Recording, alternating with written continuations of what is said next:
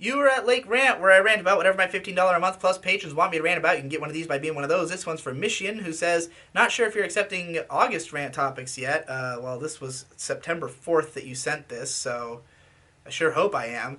But I just finished Gunslinger Girl and the manga. Would love to hear your thoughts on it. It's too bad they never made a season 2. It is too bad they never made a season 2. They made a season 2, it's just not that good. Yeah, I was a huge fan of the Gunslinger Girl manga for a long time. I first read it back in like '08 or so, and I was fucking obsessed with it. Um, just because the whole idea of the little girl placed in extremely dangerous, fucked up situation with a horrible, traumatizing past. That's just like my aesthetic or my steez. All the stories was writing at the time were similar to Gunslinger Girl. I took a ton of influence from it. The tone of it, that sort of serious and like dramatic tone to a show that or to a manga that's full of cute girls. Otherwise, but like they're not cute girls in this context. They're fucking battle hardened warriors who, have to deal with all these emotional problems from the weird way that they're brought up. It's a very like morally bleak manga because the older brothers, by virtue of what they're doing, are like terrible people. Especially the way that they're using these girls, even though these girls would be dead. Like they would be dead. They would have nothing going for them.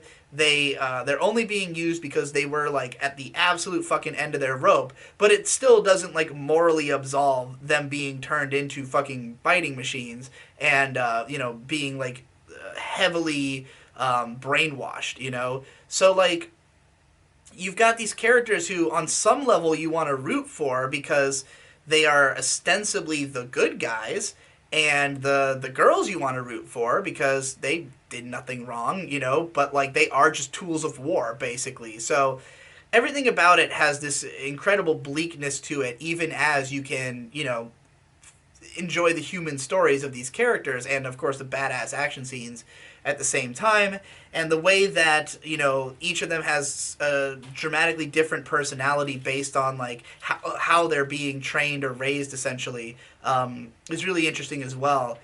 But like I remember at the time really feeling like the artwork was super amazing. Like the fight scenes were so well choreographed. Like I had not read that much action manga.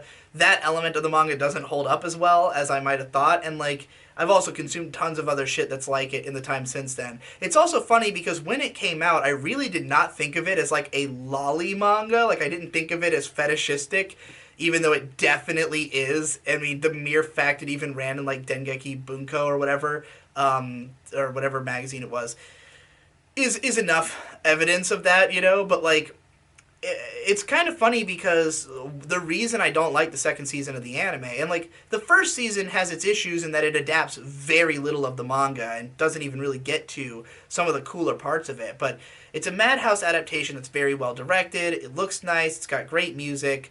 The second season, I just remember watching the opening scene, and it really felt like they made the girls cuter. Like they had them all smiley and kind of cutesy, and I was like, this doesn't match the tone of Gunslinger. Like as soon as you have them appearing to be more cute, it breaks the whole fucking thing down because now it feels like I'm watching a cute girls thing and not a like really violent, heady, fucking dark, dismal character study. That happens to have humanity in it and cuteness in it just by the virtue of like the fact that they are young girls, but like it shouldn't be portrayed as though it's happy-go-lucky in any way. Um, in any case, I did not ever complete the manga because at the time I was obsessed with it. It had been released by ADV. They folded after only 6 volumes.